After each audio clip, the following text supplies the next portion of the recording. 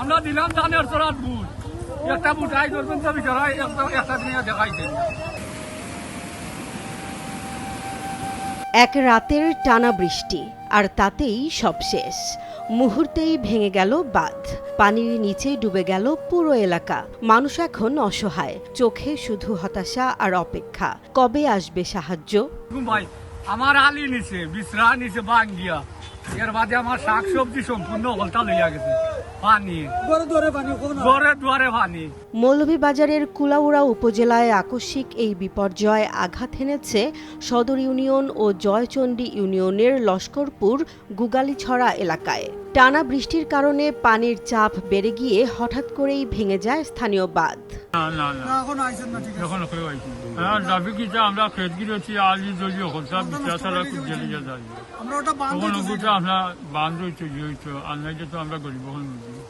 বাঁধ ভাঙার সাথে সাথেই পানি ঢুকে পড়ে আশপাশের গ্রামগুলোতে।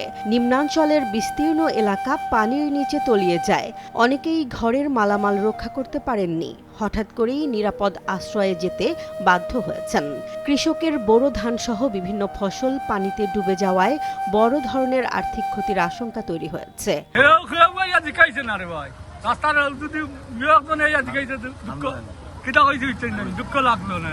শিক্ষার্থীরাও পড়েছে চরম সংকটে, স্কুলে যাওয়ার রাস্তা পানির নিচে।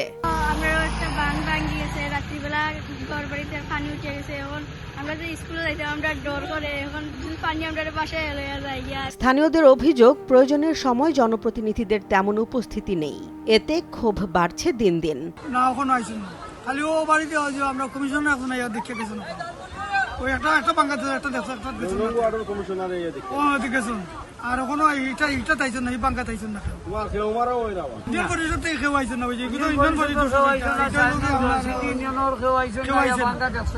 এ বিষয়ে উপজেলা নির্বাহী কর্মকর্তা মোহাম্মদ মহিউদ্দিন মুঠোফোনে জানান, ক্ষতিগ্রস্তদের তালিকা তৈরি করে দ্রুত ত্রাণ সহায়তা দেয়া হবে এবং পরিস্থিতি স্বাভাবিক হলে বাঁধ পুনর্নির্মাণের কাজ শুরু করা হবে।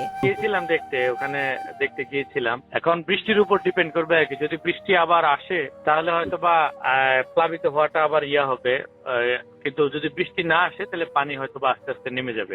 আমরা একটা দিব আর কি, চাল দিব আর কি, আমরা চাল চেয়েছি, মানে শীঘ্রই চাল দিয়ে দিব আর কি। এই আকস্মিক প্লাবন কুলাউড়ার মানুষের জীবনে বড় ধরনের বিপর্যয় ডেকে এনেছে। এখন তাদের একটাই দাবি, দ্রুত কার্যকর পদক্ষেপ ও স্থায়ী সমাধান। আমরা ওটা বন্ধ হইতে বুঝছেন, আমরা যা লোকসান হয়েছে ওই গেছি ওটা বন্ধ হইতে, ওটা বন্ধ দেওয়ার লাগে।